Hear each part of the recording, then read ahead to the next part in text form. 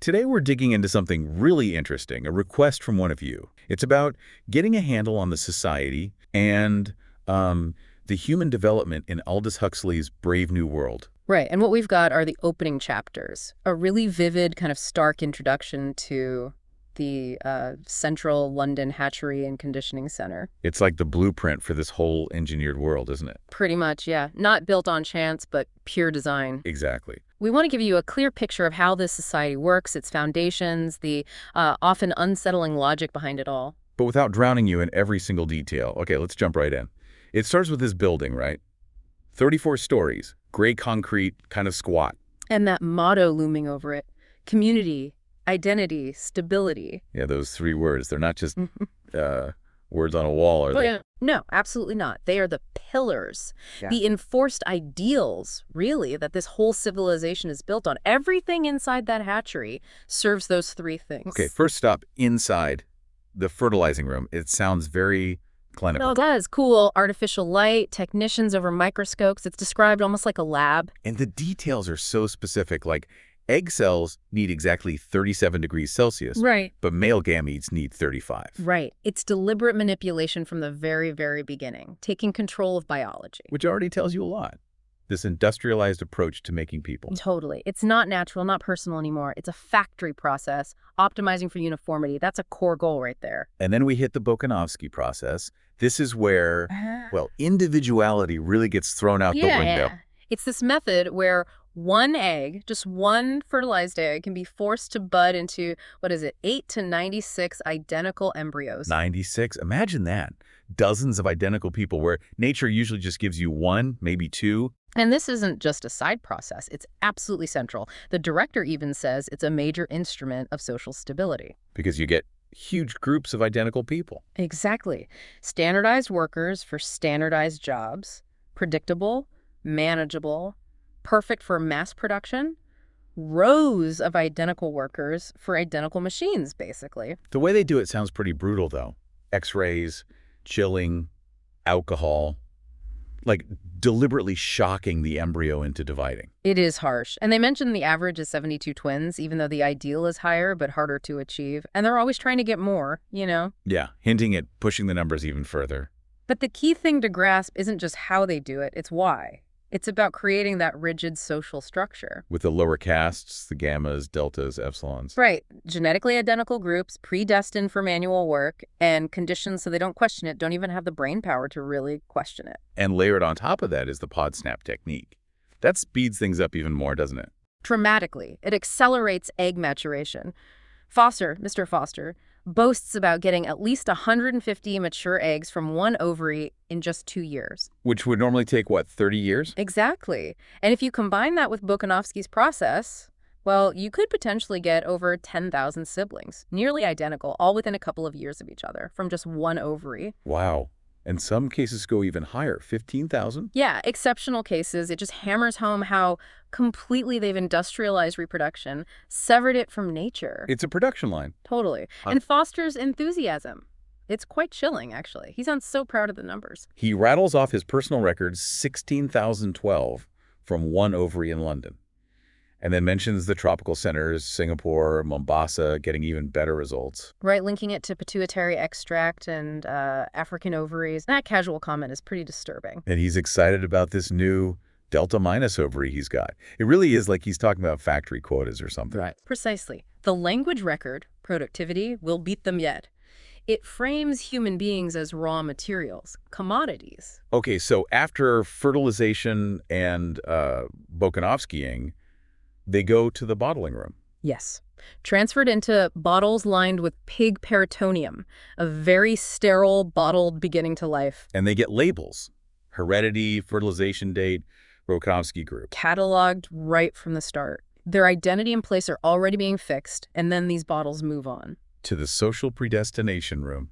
Sounds ominous. It is. In a way, it's the planning hub. They have this huge index, 88 cubic meters, apparently full of data. To calculate quotas, like how many alphas, how many epsilons society needs. Exactly. Requests come in and they set the decanting rate, their word for birth accordingly. They even factor in replacements for, accidents like earthquakes. It's all about maintaining balance. Preordaining everyone's life before they're even born. It's intense social engineering. Extremely precise, no room for chance. So after predestination, the embryos go into storage, the embryo store. Right. A long journey ahead. It's kept tropical, under red light, supposedly protects them like photos. And they're on this incredibly slow conveyor belt system, 33 and a third centimeters an hour. Takes 267 days to complete the whole circuit, which is over 2 kilometers long. Ends up in the decanting room. That whole artificial gestation, Yeah. the scale is just mind-boggling. It is, and it's deliberately dehumanizing, isn't it? That slow, mechanical journey strips away anything natural about development. The red light just adds to the artificiality. And all along the way, they're getting treatments. Constantly. Fed, nutrient-rich blood substitute, injections of placentin, thyroxine, corpus luteum. Pituitary extract towards the end. An entire artificial maternal circulation system kicks in partway through. Pump, artificial placenta, lung, filters, the works. They've completely externalized the womb. And it's all meticulously controlled, calibrated for their future roles. Even needing things like pig stomach extracts to fight anemia shows how far they go. You even shake the bottles near the end to get them used to movement. And measures against decanting shock. Then, around the 200-meter mark, sex determination. T for male, O for female. And that black question mark for free martins. Sterile females. Right. And Foster explains that fertility isn't really needed for most. Only 30% of females develop normally. The rest, the free martins, get male hormones to make them sterile. A huge, non-reproductive workforce. That's unsettling. Deliberately engineered sterility, it's chilling. It removes any chance of unplanned babies messing up their system. Foster's quite proud of it, talks about getting beyond the slavish imitation of nature. The hubris is incredible, and the engineering continues, right? Even manipulating intelligence. Yes, based on caste. For the lower castes, they slow down blood circulation, reduce oxygen supply. To lower their intellectual and physical abilities. Yeah. Foster says 70% oxygen makes dwarfs.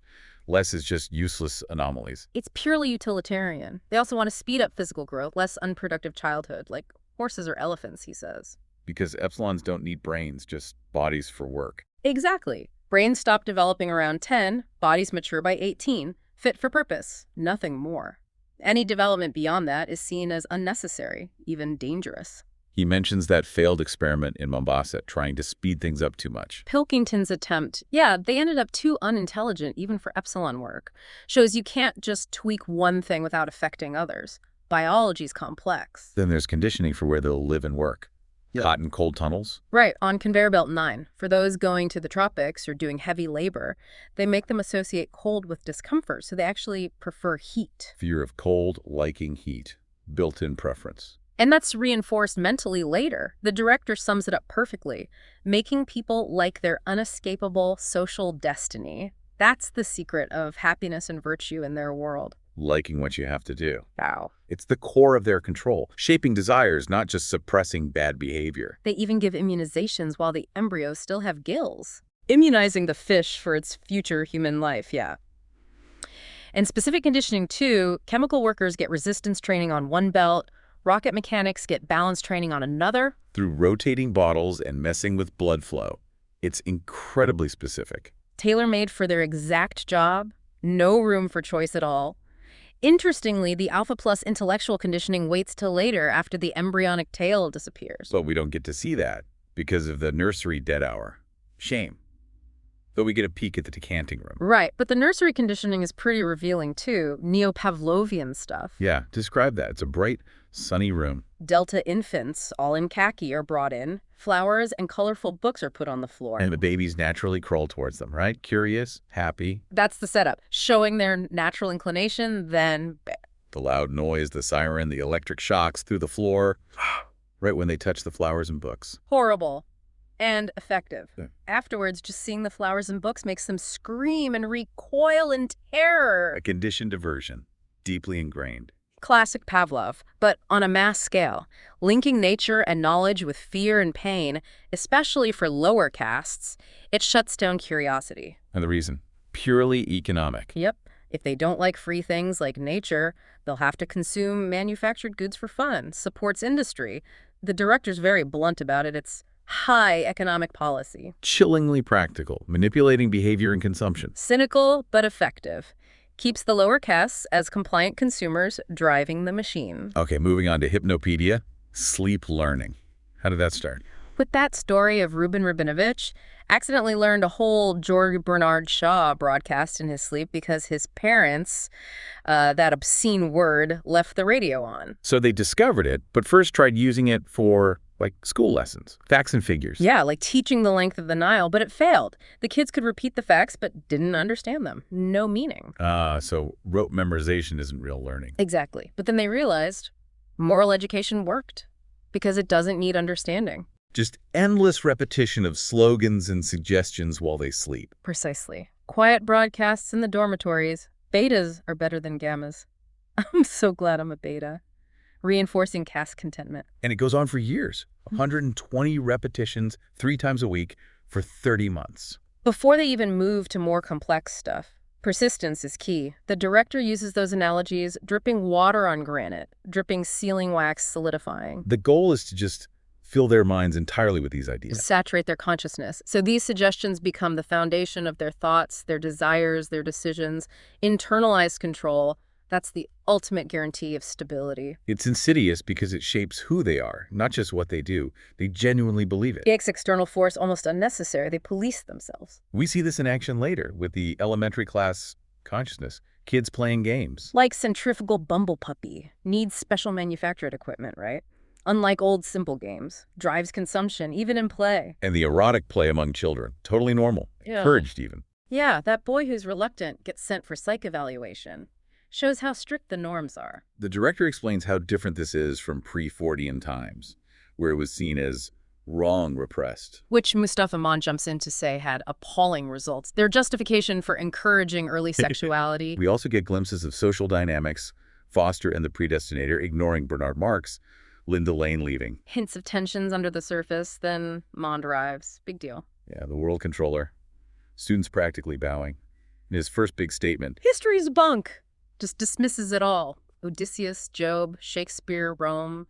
Dust to be brushed away. Irrelevant. total erasure of the past. Why? Absolutely crucial for control. No past means no comparisons, no alternative models, no historical lessons.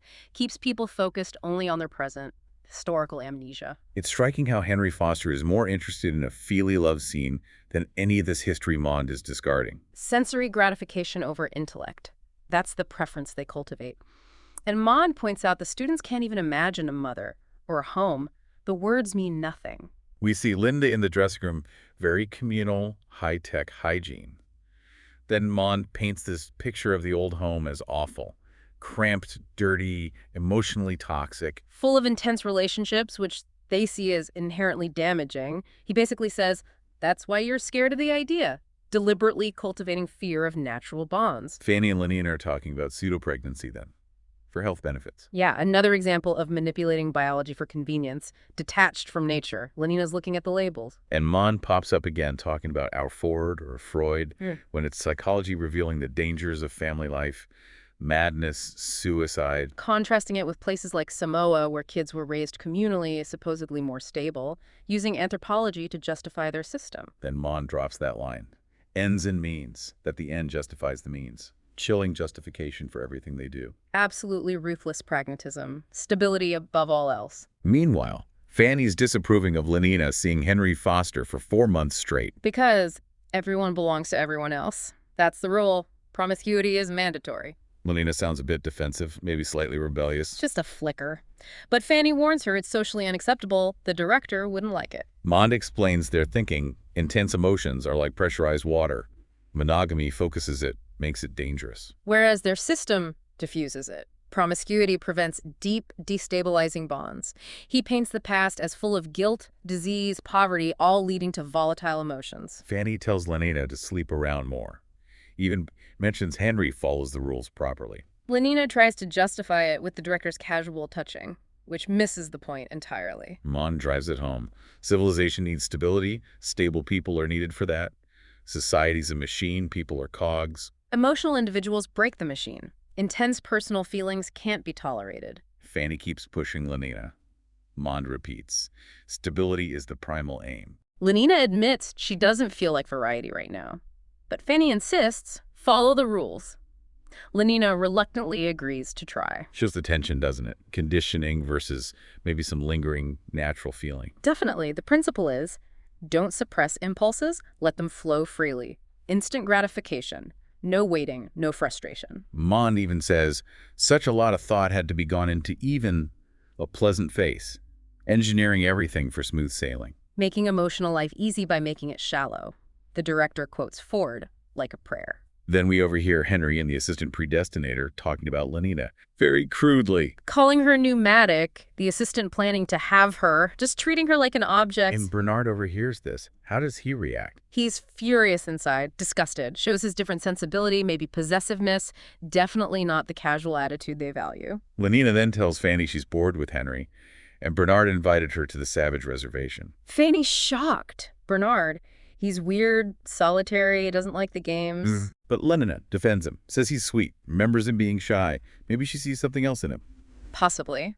An attraction beyond the superficial norms. Fanny's reaction shows the pressure to conform, though. Avoid outsiders. Mond asks the students if they've ever faced real obstacles, long waits for desire.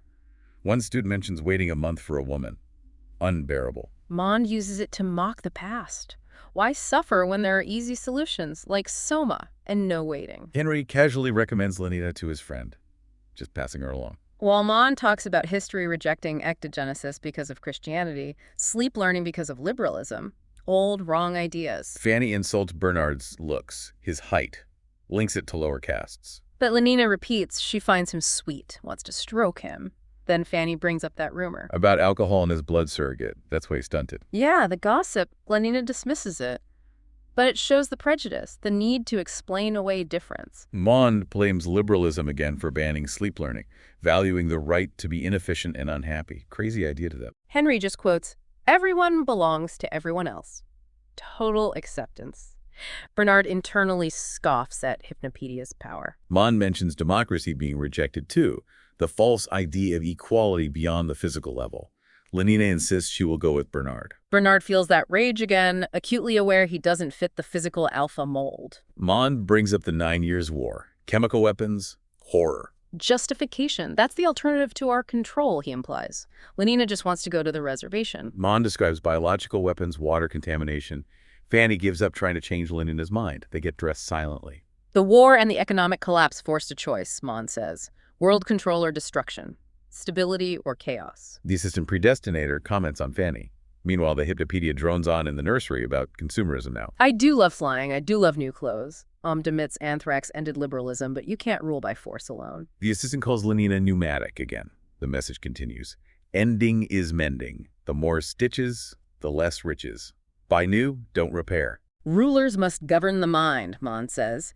Make consumption a duty for prosperity, essential for stability. Lenina's ready. Fanny's still upset. Then we hear about the resistance movements this caused. Yeah, the simple lifers wanting nature, the culture lovers realizing reading hurt consumption. Unintended consequences. The Hypnopedia keeps going, I do love flying. Lenina asks how she looks in her new outfit acetate jacket, Malthusian belt with contraceptives. While Mond casually mentions the violent suppression. Machine guns at Golders Green, mustard gas in the British Museum. Brutal. Ending is mending, whispers the sleep teaching. The controllers learned, Mond says. Subtle control, ectogenesis, conditioning, Hypnopedia works better than force. Fanny gives a fake compliment about Lenina's belt. Then the campaign against the past. Museums closed, monuments destroyed, old books banned. Total erasure. Fanny wants a belt like Lenina's. Mond lists names Shakespeare. The pyramids now meaningless. Lenina feels awkward in your old belt. Mond praises scientific education, no history, no culture. Hypnopedia again. The more stitches, the less riches. Ford's Model T marks the start of their era. Everything before is irrelevant. Mond mentions Christianity, another relic, explains how underconsumption was okay once, but now it's a crime against the machines. Lenina says Henry gave her the belt. Mond explains the cross becoming a T, God becoming obsolete. It's synthetic chamois, Lenina notes. Mond describes their world, Ford's Day, solidarity services, replacing old rituals. Mentions old concepts like heaven, soul, immortality, even while people used morphine and cocaine back then. Lenina asks Fanny to find out where Henry got the belt. Mond says they funded research into the perfect pleasure drug back in 178 AF. The assistant predestinator notes Bernard looks gloomy, and within 6 years they had it. Soma. Soma. Calming, happy, nice hallucinations. And crucially, no drawbacks. Unlike Christianity or alcohol, Mon says, no hangovers, no difficult myths. Leads to those slogans, a gram is better than a dam. Soma basically guarantees stability, an easy escape hatch from anything unpleasant. The only thing left is old age, which they fix too. Hormones, blood transfusions. A gram in time saves 9. Eliminate physical aging, keep people youthful mentally and physically their whole lives. So 60-year-olds are like 17-year-olds. Unlike the past where old people got thoughtful, religious. Bernard inwardly despises this engineered happiness. The old, now just work, have sex, stay amused. No time to think. And if there's a gap, Soma fills it. Mon shoos some kids away from their erotic play. They're disturbing him, tells them to come to him. Quite a contrast to the embryo conveyors. Very controlled, very artificial, right down to the interactions. Then we see Lenina in the lift. Alpha males greeting her. She remembers sleeping with lots of them. Casual. Superficial observations about their looks. Then she sees Bernard, goes over to talk about the trip, makes a point of showing she's available, picking him next. Her invitation is pretty direct. Yeah. Charmingly suggestive. But Bernard. Blushes, gets embarrassed, wants to talk later, privately. Lenina's confused what's shameful about it. He stammers. She finds his awkwardness amusing, tries to pin down the plans. It highlights how different he is. The lift reaches the roof. The Epsilon operator's announcement. Roof. All enthusiasm. Then back to routine. Perfect conditioning. Sunshine, sounds of aircraft. Bernard actually notices the view, says it's beautiful, voice trembling a bit, a real feeling. But Lenina, perfect golf weather, rushes off to meet Henry, tells Bernard to let her know the details. Bernard watches her go, looking distressed. Benito Hoover turns up, cheerful, offers Bernard Soma, comments on his gloominess, standard interaction. Bernard snaps no and walks off. Mm-hmm. Benito's baffled, assumes it's that rumored alcohol in his blood surrogate, grabs some sex hormone gum. Meanwhile, Lenina joins Henry. 4 minutes late, off they fly. She comments on the Delta's khaki uniforms, expressing her caste prejudice. Glad she's not a Gamma. Off to play obstacle golf. And Bernard's left alone on the roof, avoiding people, trapped in his own head. Irritated by Benito's kindness even, because it highlights his own difference. He's not happy. Lenina agreed to the trip because she did it in the standard, virtuous way. Not for him specifically. He bosses the Delta hangar attendants around, overcompensating for his insecurity. Always aware he's shorter, slighter than other alphas. Uncomfortable around lower castes, wanting to escape himself. Feels humiliated if a Delta meets his eye. Worries they won't respect him because height is linked to caste. He connects it all his looks, women rejecting him, colleagues joking, leading to his alienation, his aloofness. And he envies guys like Henry and Benito, who fit in so easily, command respect without trying. So let's try and wrap this up. This deep dive, we've really unpacked the core ideas of this engineered society from the start of the book. Yeah, the artificial reproduction, totally industrialized, the caste system locked in by genetics and conditioning, the suppression of deep feelings and connections. And the reliance on hypnopedia and, of course, Soma to keep everything stable. We hit some real aha moments, didn't we? Understanding the weird logic behind making kids hate flowers, or the sheer scale of Bokanovsky and Podsnap. And how hypnopedia works, shaping beliefs without anyone realizing. It's quite something. And that contrast is so stark, isn't it? The society's engineered happiness versus Bernard's inner turmoil. It really hints at the cracks beneath the surface. So for you, the learner listening in, we hope this gave you that clear, solid overview of how this fictional world is built, its unsettling foundations. Which leaves us with a big question, really. What does it mean for a society to choose stability and consumption over freedom and genuine human connection? Yeah, do any parts of this dystopia, this engineered contentment feel familiar at all? Any echoes in our world? What are the hidden costs of getting rid of messiness, of intense feelings, of individuality, all for the sake of a smooth-running machine? Something to definitely think about.